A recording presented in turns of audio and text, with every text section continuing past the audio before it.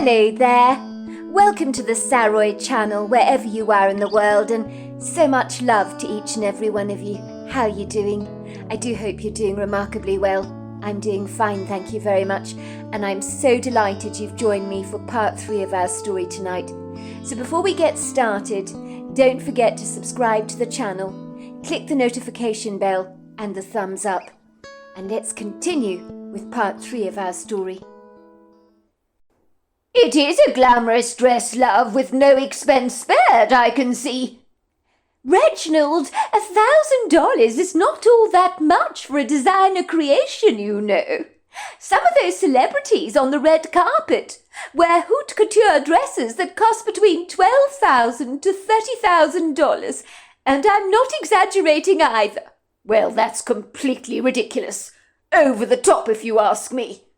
Don't try and make excuses for your extravagances, love. This dress still didn't come cheap.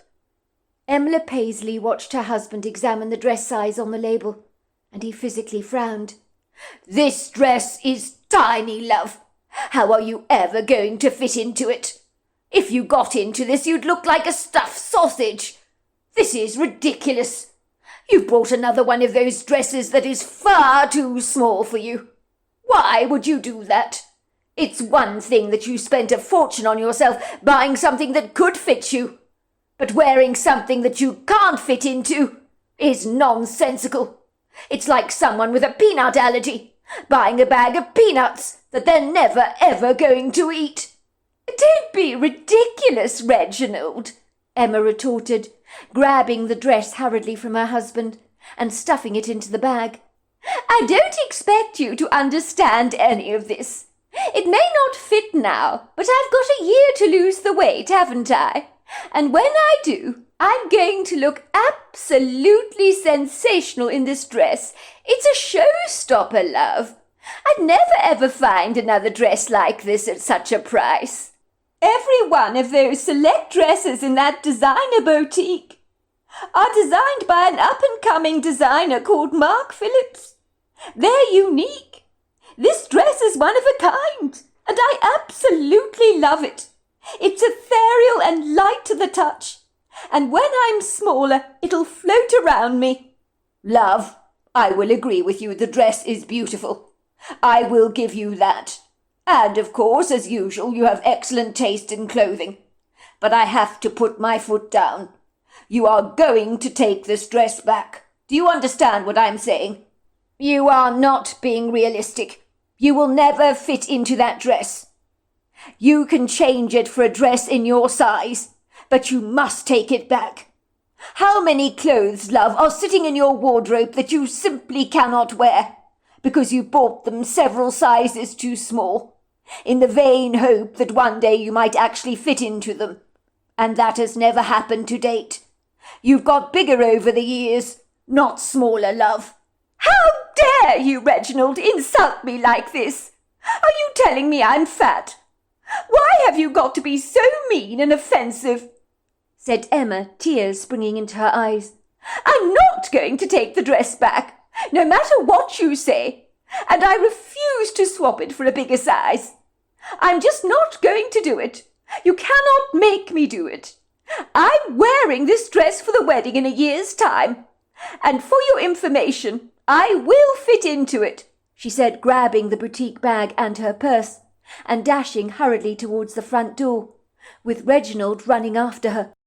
Emma, get back now. Where are you going? Don't be ridiculous. I don't think you are fat, love. I love you just the way you are. You've got a perfect figure, and I wouldn't want you any thinner. But as I was telling you, you're never going to fit in the dress, and that's all I was saying. I did not mean to offend you. How dare you insult me, Reginald? You've inadvertently told me I'm fat. I'm not stupid. I can read between the lines, you know. You want to know where I'm going? Do you really want the answer to that question? I'm going somewhere where I can be as far away from you as humanly possible, because right now looking at you is making me violently sick. Do you think I enjoy lying to you, Reginald? Of course I don't, but you give me no choice. because I knew how you would predictably react to that beautiful dress I bought myself, in the way that you always do. You just love to ruin everything with your snide remarks." Reginald shook his head sorrowfully as he watched his indignant wife get into her white Peugeot, slamming down the accelerator as she hightailed it down the drive with the resolute determination of a wild horse that had escaped the confines of its stable and wanted to get the hell away as fast as it possibly could. "Bloody cheek!" thought Emma Paisley indignantly, as she drove away in her white Peugeot. Where she was going, even she was not certain. She would allow the orchestral strings of fate to pull her in the right direction, as the swampy mire of her muddied emotions felt stagnant with regret. Tears poured down her cheeks, like the lonely raindrops on a glass pane. She felt exceedingly frustrated with her husband Reginald for pouring acid over her dreams with his cruel, unthoughtful words.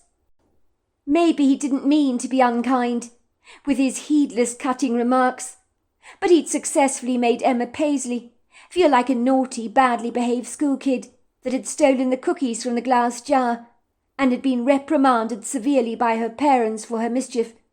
She didn't appreciate her husband's condescending attitude, where he patronized and belittled her like this, making such a monumental deal over a dress she'd bought for herself, with a great deal of personal pleasure and satisfaction. And why should she be denied some of life's pleasing gifts? I mean, was it not her business what she bought with her hard-earned cash? How dare he look through her shopping and put such a damper on her joy like this, by saying the dress would never ever fit her? I mean, how mean could you be? She'd never forget the disappointed look on his face. He had worn exactly the same look she'd seen on her father's face when she was a girl, when she accidentally broke her mother's precious Ming vase that had been worth a sizable fortune.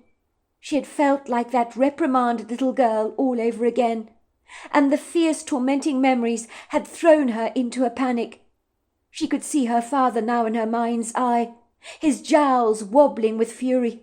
"If you didn't go running down the passage like a bat out of hell, this Ming vase of your mother's would still be in one piece," he had growled at her contemptuously.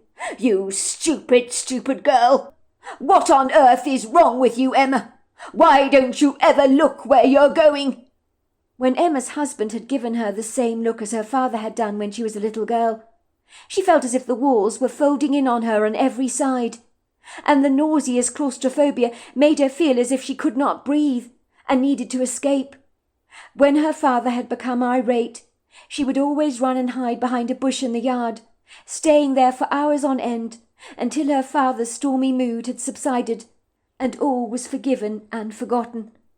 It had been such a pleasure to buy that dress, and her husband had ruined the whole experience for her.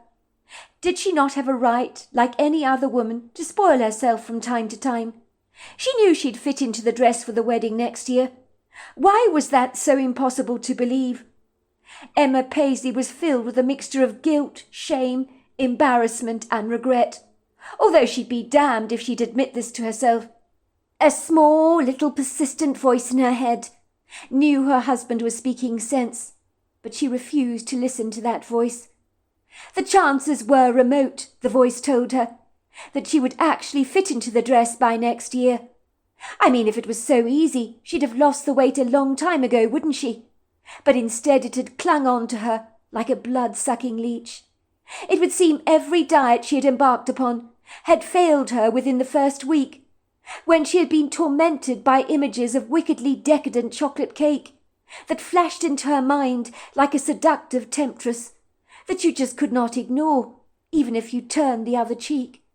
In that quintessential poignant moment, when the hands of time had stood unbearably still, Emma Paisley clean forgot about her beloved drama pupils at St. Clair's and the all-important rehearsal of Hercule Poirot's Murder on the Orient Express. Her obligations appeared to float away like a wistful balloon on the wind.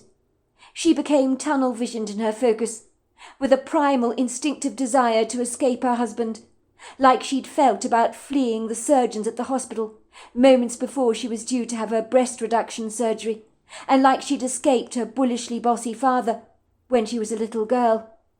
Even if Mrs. Paisley was to look back at her mindset at this particular moment in time, she knew that the engine of her indignation was the driving force that propelled her away from Seattle. She needed to breathe again, as all the air in her lungs seemed to have been squeezed away. It would seem all other thoughts, responsibilities and obligations that saddled her to her life as a mother, wife and drama school teacher at St. Clair's had all but abandoned her, and she gave them no thought. She decided she would drive a few hours out of Seattle, into the heart of the open countryside, where she'd find the nearest bar to anaesthetize her emotions with alcohol. Emma had never been much of a drinker. She didn't even particularly like the stuff, but she did like the way alcohol made you feel when your life had dealt you a bowl of lemons.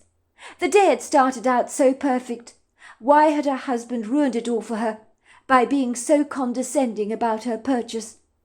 When Emma Paisley had seen the mannequin in the boutique window in downtown Seattle, her heart had almost missed a beat. The dress that floated on the mannequin, in a flowing swathe of exquisite, breathtaking silky fabric, was pretty close to perfect. A large part of her wanted to ignore the dress, simply walk past it, pretend it wasn't there. That would have been the right thing to do. But the dress was so beguiling that by the time she'd returned from the delicatessens to pick up some cold pieces for lunch, she'd been unable to walk past the shop window again without stopping to take a second look at the all-enticing dress that seemed to draw her in like the bait at the end of a fisherman's line. Things, of course, got profoundly worse when she observed a glamorous-looking woman standing outside the boutique window, gawking in admiration at the dress that Emma wanted so very badly. For a second, Emma saw this woman as a potential threat to her purchase. She was terrified that the woman was going to walk into the boutique and snatch the dress far away from her. She had to get into the boutique quickly and grab the dress before the woman standing outside the window got any funny ideas about it. Emma Paisley's heart began to race. Her breathing quickened, her hands became clammy, a sweat broke out on her upper lip, as if a fight for survival literally depended on acquiring that dress. She knew this illustrious boutique in downtown Seattle produced one-of-a-kind dresses. Each dress was unique and individualistic, so if it didn't fit you, it was tough. The boutique was willing to take dresses in if they were too large, but if a dress was too small, they couldn't let it out for you. And the dress in the window Emma knew was far too small for her, but that did not matter to her in the slightest. She wanted that dress, and wild horses were not going to stop her from buying it, come what may. Emma Paisley rushed into the boutique and breathlessly asked the glamorous woman behind the counter for the dress in the window that was on the mannequin. "It's a lovely dress, isn't it?" said the woman. "The dress is, I'm afraid, only in one size. I think it will probably be 2 sizes too small for you," she said, running her eyes over Emma's physique. "How about you try one of our other dresses in a larger size? They are by the same designer, Mark Phillips, but I can find you one in your size that would be so much more suitable for you. I've got some unique dresses on offer, suitably designed for the more bosomous woman, if you know what I mean." Emma pretended not to hear the woman's cursory comments about her large breasts. "I don't want another dress. That's the one I want, the one in the window, the one on the mannequin," said Emma with an urgency in her voice that made the young lady behind the counter almost fall off her perch. The woman had an enviable figure.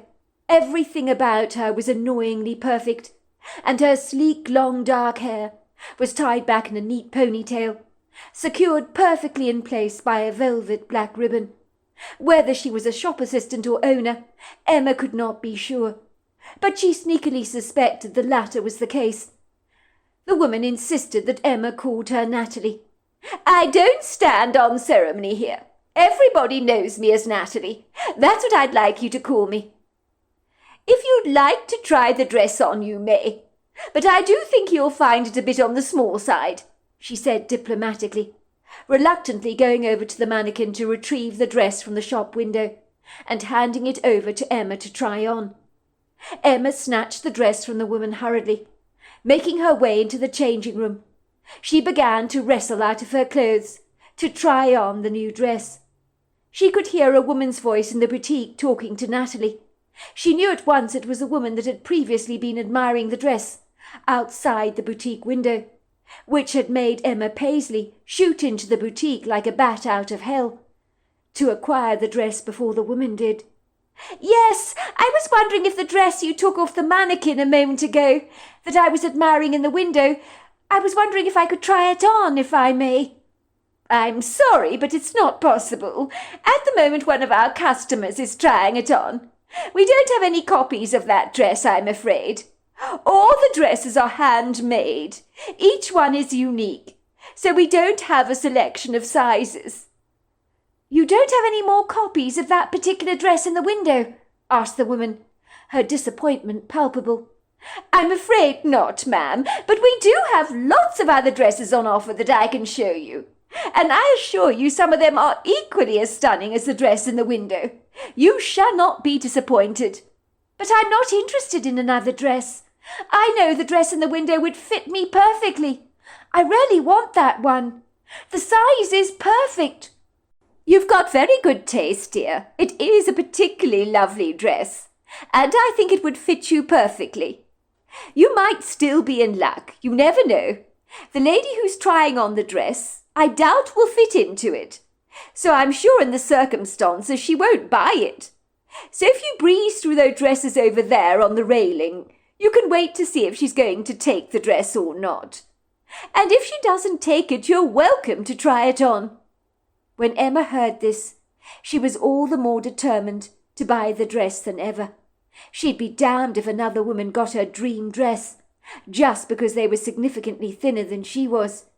She promptly thrust the dress over her shoulders, sensing how tight the clinging fabric was on her, and even stepping into the dress, she had to be very careful not to tear the fabric. But as she hoisted it over her neck and shoulders, and over her ample bosom, which required contorting her body at odd angles to get it on, as it clung to her so tightly, she did look rather like an oversized sausage that was bursting at the seams, but she didn't care. Finally she managed to wiggle into the dress. In truth, it was a miracle that she actually got it on. But where there's a will, there's often a way. The dress did not fit as she expected. She needed to drop quite a lot of weight. As she stared at her reflection in the mirror, she artfully persuaded herself that in a year's time she would fit perfectly into that dress. The reflection in the mirror staring back at her did her no favours. She really did feel a little like a beluga whale. The dress seemed to accentuate every undulating bump and undesirable curve in her figure. "It must be the mirror," she told herself. "Honestly, the mirrors in dressing rooms are just too dreadful for words. It's magnifying my size. I'm much smaller than this. I know I am." From tomorrow she was going on a diet, and she'd get into this dress even if it killed her, as this was the dress she wanted to wear to the wedding. It had been a laborious struggle to get into the dress, and it was much the same to get out of it, but Emma Paisley was not easily put off. She wanted the dress, and she sidled over to the counter to buy it. She observed that the woman who was eager to buy the dress as well, that she had tried on, was eyeing the dress in her hands eagerly, like a greedy seagull with its beady eyes on a sandwich it wanted to snatch away from you. But Emma was not letting her beloved dress out of her sight. "I'm so sorry it didn't fit you," said Natalie, feigning surprise, as if it was impossible to believe that the oversized Mrs. Paisley could not fit into a dress designed for someone a lot more streamlined than she was. "It's a lot smaller than it looks, I'm afraid," she said tactfully, attempting to reach out for the dress, gathered tightly in Emma's hands. "Not to worry. As I was telling you, we have a superb selection of other dresses created by Mark Phillips himself that you're going to love. Some of them have got a 20% discount, you know." "That won't be necessary.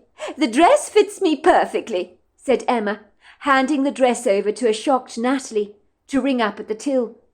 Natalie was taken aback, her eyes round in amazement. "You're going to take the dress?" she asked, looking somewhat bemused. "That's right," said Emma. "I'm taking it. I told you it's a perfect fit." Natalie turned to the other lady and said apologetically, "I'm afraid we don't have any more of these dresses. But, as I told you, just look on the rails over there. There's some incredible dresses on display." The customer's face dropped with disappointment. She could not help but stand there gormlessly, watching Natalie fold up Emma's dress very neatly into tissue paper and place it into a select boutique bag. "Sorry," said Emma suddenly, as if it had only just occurred to her that the dress might be rather expensive. "There wasn't a price on the dress. How much is it?" The glamorous woman, who had been eager to buy the dress, her face appeared to brighten significantly. Perhaps she was clandestinely hoping that Emma could not afford to buy the dress, and that her luck was about to change. Emma knew by one glance at the customer that she was loaded, the kind of privileged person who could have everything that money could buy. Like the privileged person that Elsa was playing in Murder on the Orient Express. The woman's fingers were christened by huge diamond rings. She was dressed in expensive, slick designer clothes and carrying a Gucci handbag on her person. "It's $1,000, said Natalie. "With a discount, it comes to $1,000. Do you still want to take it?" When Emma heard the price, her heart sank. But seeing the hungry, greedy look in the customer's eyes that were so eager to snatch her prize away from her, she inwardly winced and then boldly said, "I'll take it then." "Excellent choice, I have to say," said Natalie, ringing up the dress for her. "It is such a beautiful dress. It really catches the eye. And the fabric is just too gorgeous for words." When Emma left the boutique and began to walk down the pavement, she felt a smug sense of satisfaction that she had deprived a precocious woman of getting something she wanted, which was probably a change. She privately wondered if buying the dress was a fruitless endeavour. Would she ever actually lose the weight to be able to fit into it? As Emma made her way speedily back home to enjoy lunch with her husband, she knew under no circumstances must he find out or get wind of the dress that she had purchased. He would not be best pleased by an impulsive, excessively expensive purchase like this, that he would deem excessively extravagant and a waste of money. Her daughter, Charlotte, would likely think the very same thing, as unfortunately her daughter wanted to save everything on the entire planet and didn't look kindly on people who spent money frivolously. Emma decided if her husband asked her about what she'd bought, she'd tell him she got a bargain from the sale and had purchased a scarf she liked. With the events of the morning still playing out in her head, Emma had finally left Seattle long behind her, like a bad memory she didn't want to entertain. She was beginning to feel as if she could breathe again. She was drawing in deep breaths, getting the oxygen back into her system. It was really great to be in the countryside. She enjoyed the feel of the cool, crisp air brushing tenderly against her cheeks from the half-open driver's side window. The journey outside of Seattle had gone by in what Emma would describe as an ambiguously foggy daze. She had driven on what she always believed was her instinctive autopilot mode. If the truth be told, she didn't know where the hell she actually was. But Emma Paisley liked adventure, so she wasn't remotely intimidated by the unfamiliar, verdant environment that swaddled her from every side, rather like a stranger welcoming you with open arms, like a long-lost friend that you had never been acquainted with. Soon she was winding down lonely, sequestered country roads, like an intrepid explorer, feathered by tall, lofty trees. There wasn't a solitary soul around. The road looked like it went on forever, in a series of twists and curves and bends. Emma did not remember when she'd last actually observed a tractor, or even a car. She knew she was completely lost. She had seen no signs of even a solitary soul or a farmhouse for many miles. Where on earth was she? She managed to look up her current location on her GPS, and the whereabouts of a countryside bar in the local area. The name of the bar bore an uncanny similarity to an English pub. It was called the Horse and Hound. It appeared to be a local watering hole that was situated approximately 20 minutes away. Maybe she wasn't so out in the sticks after all, even though it certainly felt as if she was in the middle of nowhere. "I need to urgently answer a call of nature," she told herself, realizing she couldn't hold her bladder for a moment longer. She was desperate to relieve herself. She parked her car on the side of the road and staggered awkwardly out of the door, crossing her legs as tightly as she possibly could, and hurriedly making a beeline towards a cluster of trees. And once she relieved herself, she sensed that she was not alone, that she was being watched. She looked up in abject astonishment to see a tall, lofty creature staring at her in equal bewilderment, as if Emma was the very last person the critter had expected to see, rather like finding a rose bush growing in an arid desert.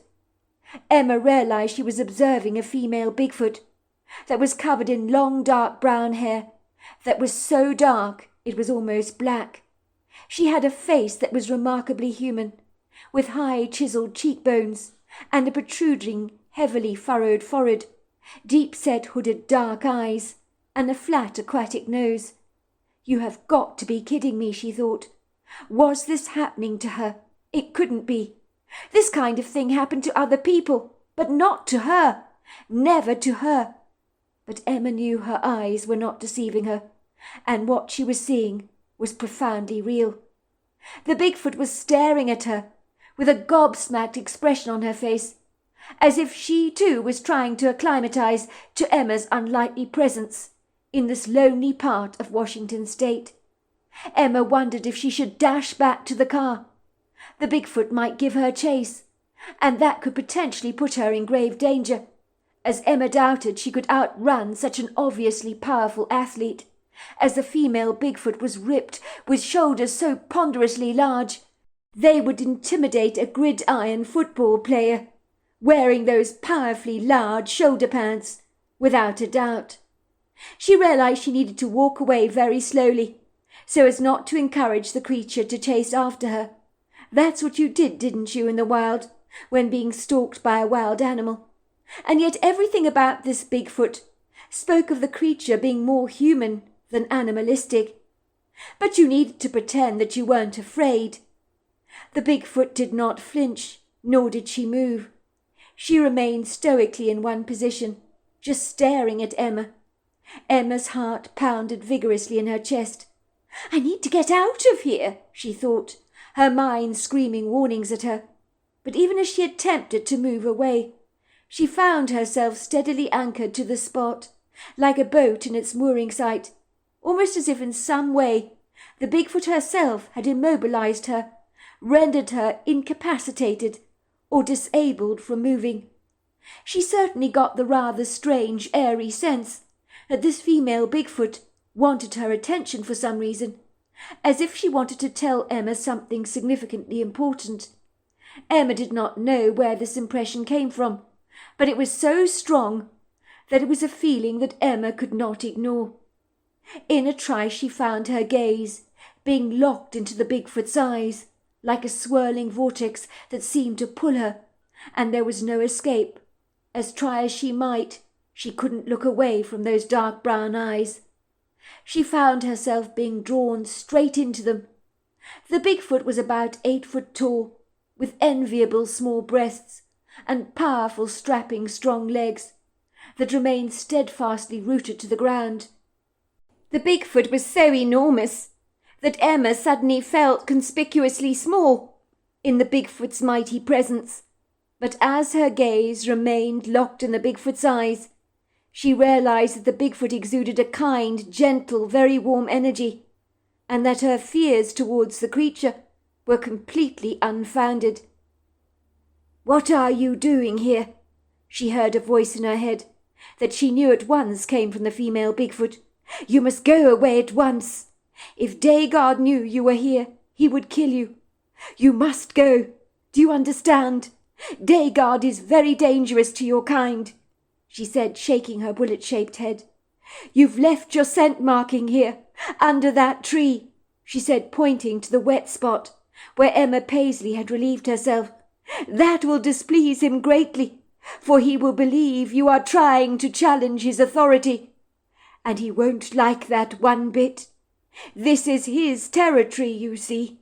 You must go at once before he sees you." Emma could see the female Bigfoot was urgently worried.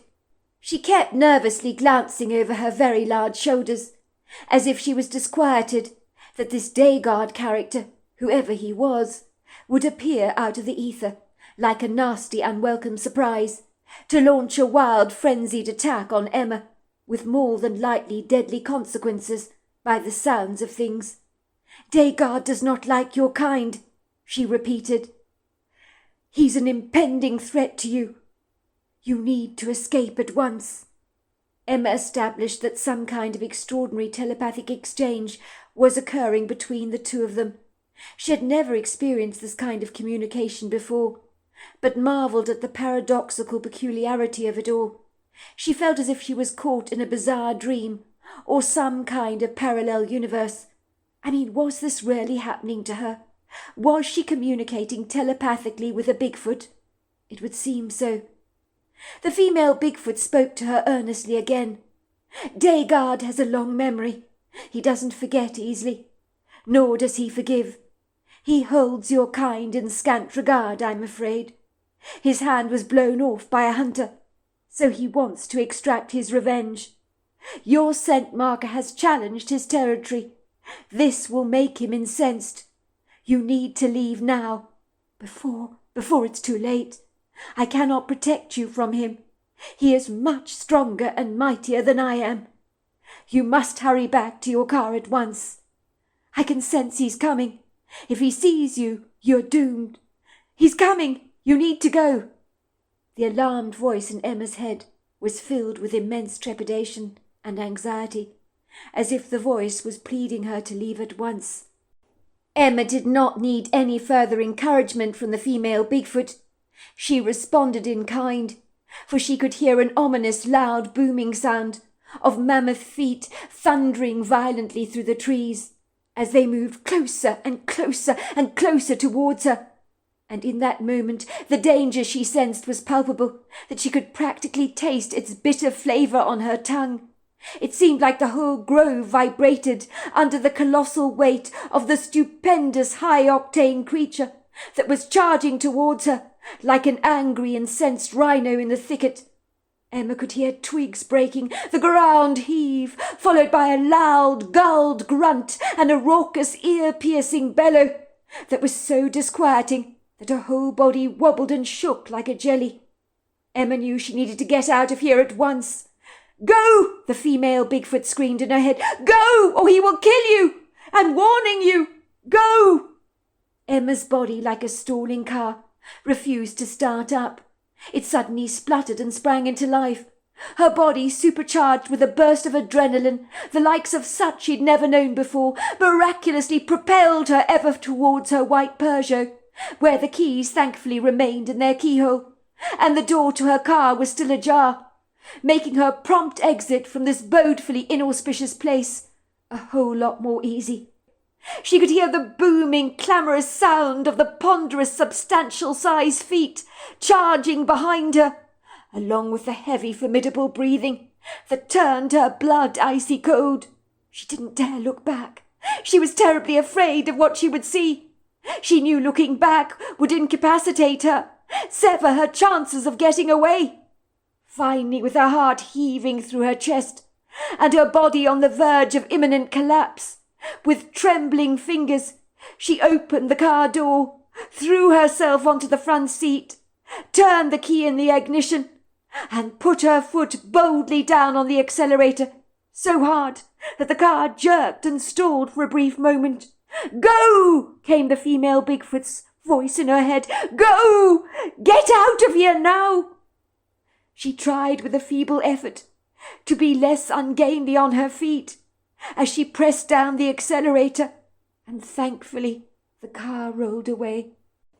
Emma observed a Herculean-sized, ambiguous, shadowy figure in her visor mirror, hurtling towards her car, but she increased her speed, so the dark swirling mass became all but a satisfying tiny little speck on the horizon that soon ceased to be a threat.